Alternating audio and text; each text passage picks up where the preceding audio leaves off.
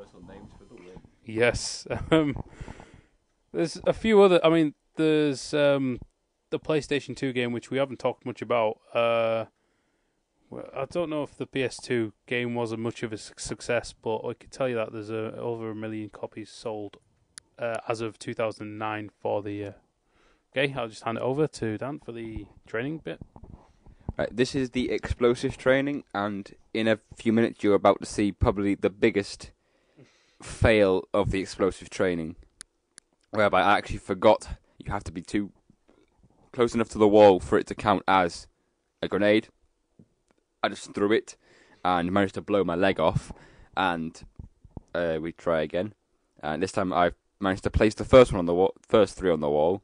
Then I throw the next one at the wall and destroy all the ones I just placed and probably some of the rest of my body. And at this point I've actually only got 2 left. So we place them and I'll leave the room and activate the security bot. And this will just show what the lambs can actually do. Bearing in mind that in the training the lambs are toned down quite a bit. In the proper game, if you are standing close to a lamb on easy difficulty, it will pretty much kill you. Which is not advised. Using lambs is very tricky. Although it is a good way to distract guards. If you put a lamb on a wall and make a noise, they will run blindly straight into it. And there'll be a very large bloody mess. Which is, I suppose, a good laugh, really. Oh, yeah. Are you fiddling with the recording again? No. I'm just having a flick through the sign up. What's it called now? Oh, just the name, the literature and popular culture allusions for it. Just to let some of you know that, of course, Deus Ex is derived from the Latin expression Deus Ex Machina, which means God out of the thunder. They chose JC's name as a unisex thing, so you could be a female as well as a guy. Same with Alex Denton in Invisible War.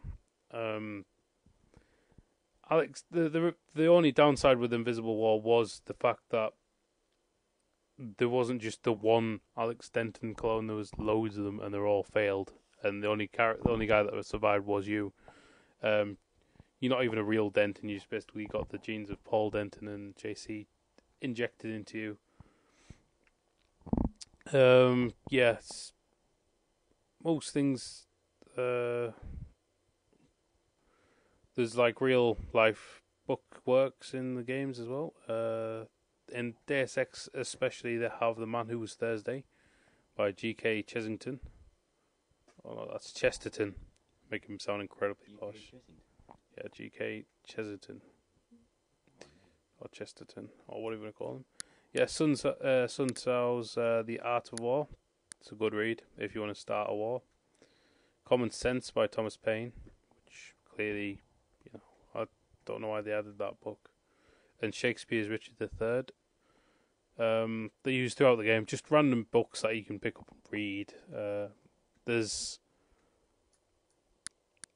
a few random books that have been created by some of the writing staff on the developers' games, development team, if you like. One sec, I'll just pass you over for the. This is the health inventory and your skills section. This is the inventory screen, which is a bit like Resident Evil 4. For those of you who've played it, you kind of move objects around to fit them in different places, so you can have good inventory management.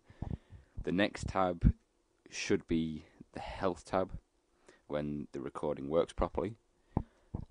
If you want to see a decent let's play of this game, if you go onto YouTube and look for a person called Kikoskia, he has done a full LP of this game, and it's, in my opinion, one of the better LPs of this game. This is your health screen. As you can see, I have no legs.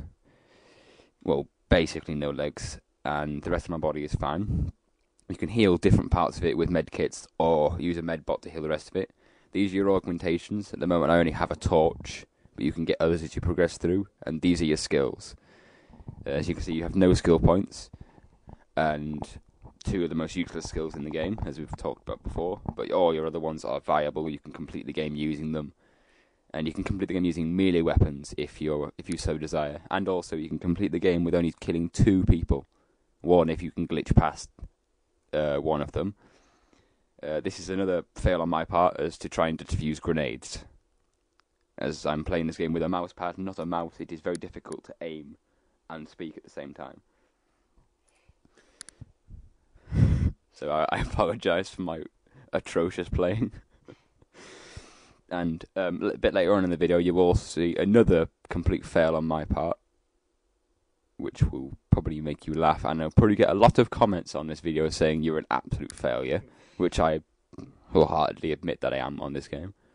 Luckily, there's a medbot right here, which can heal most of my wounds, not all of them, because it has a power level to consider, which is... I like that, it has a power level to consider. Well, like, yeah, I'd rather not use all my power on healing you.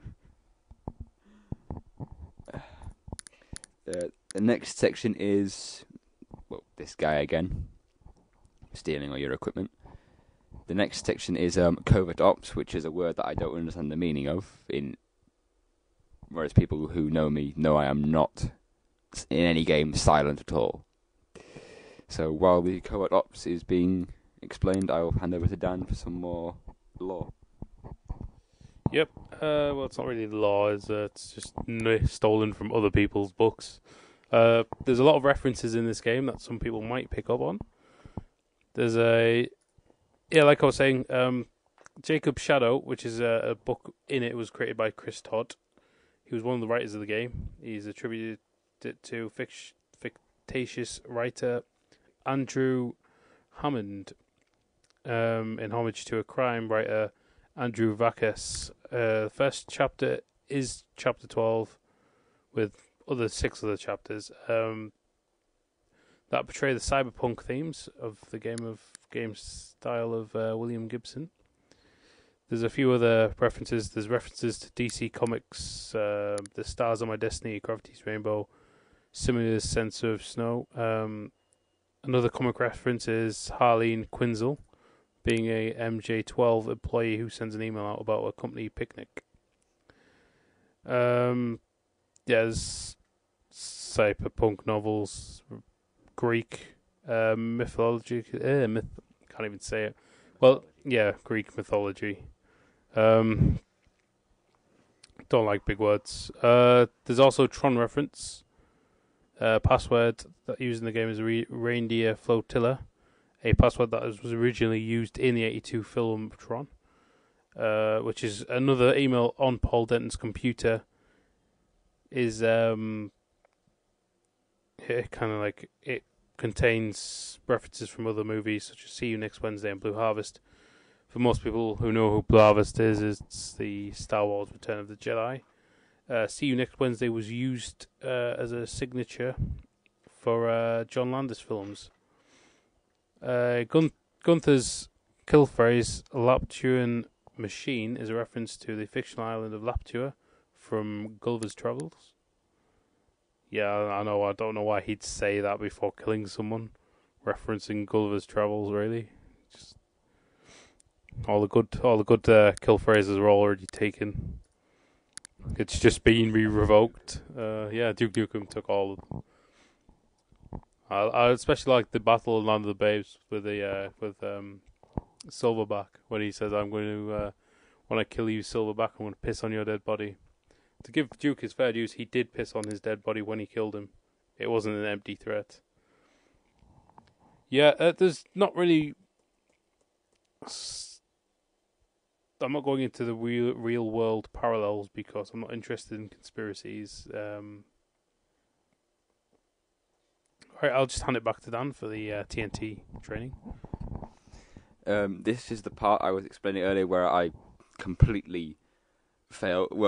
My plan was to throw this at the bot, but I didn't realise how close the bot was to me, and as you can see, I now have no arms, no legs, and severe damage to my torso, so I cannot actually stand up. I am now crawling around the rest of the map, which is a bit of a pain, because that you need to either jump across the water or find the code, and because I have no legs, I can't jump, even though if you could jump with no legs, that would be a credit to a lot of people. But hopefully we can still complete this level. If not, then I'll probably be the only person ever to be unable to complete the training of a game. Pretty cool quality recording. Ninja Gaiden. This is level 1. Yes, as I was saying, the only other game where you probably could not complete the training is Ninja Gaiden, because it is the hardest game ever created by man, with the exception of the PS1 game Sentinel Returns, which to this day still eludes me as to how to play the game. There's that I'll find the name for it, but there's a game where there's 3 scientists based on Mars. You're not allowed to bump into each other, because if you do, you turn into an alien, which is really fucked up. And the first gun I managed to find was a toy gun. So I mean, that game, you spent like a good half an hour on each character running around, not being able to run into each other, not being able to do anything whatsoever. Some people might know the name of the game, but yeah, it's based on Mars. It's ridiculous.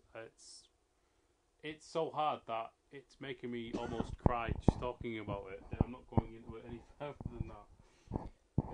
If anyone does know the name of the game, please post it in the comments. And if it's Martian Gothic, is it Martian Gothic? I don't know. It's like a PlayStation 1 game. I'll look it up. And also, if you do know how to play the game, please post a video response on how to play it. And if you could do the same with straight to me, so I know how to play it. Yeah. If you do the same with Sentinel Returns, if anyone remembers the game Sentinel Returns and knows how to play it, please let me know, because I've Googled how to play it and nobody seems to know. So, as you can see, I managed to find the code for the bridge and get across it. Otherwise, we would have been stuck on the side of the bridge for the rest of the video, because I have no legs, so I can't jump anywhere. And as I crawl up this ramp, while the admin Dan is actually looking for what this game was called. It's not PC games, you dick. It's PlayStation.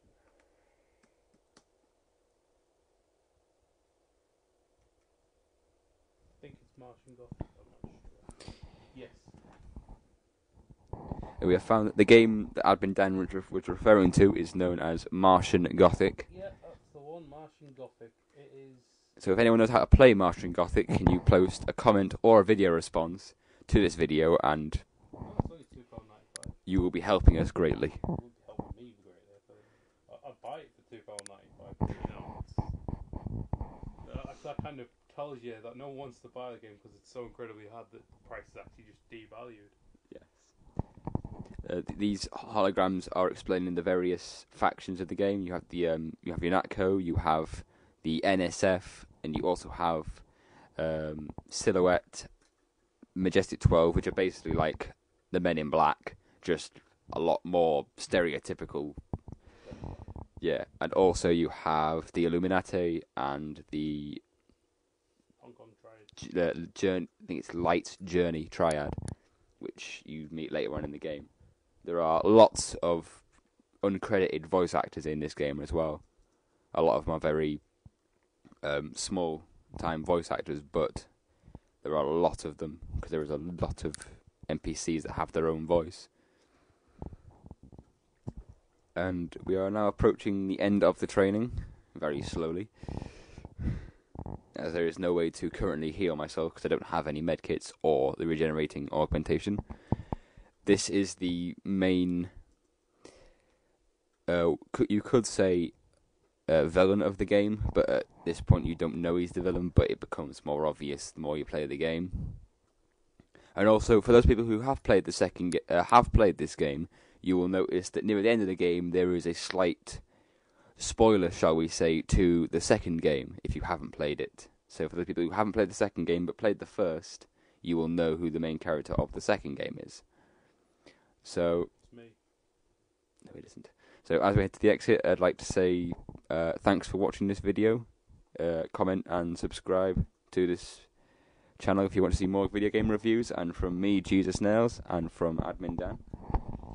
Yeah, it's well. Before we say goodbye, I'll just let you know that you can follow us on Twitter, Comics and Video G. You know, just give us a tweet or whatever.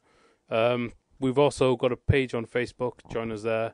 Not forgetting the website, which you can follow the link on our profile. Other than that, that's it. Peace out.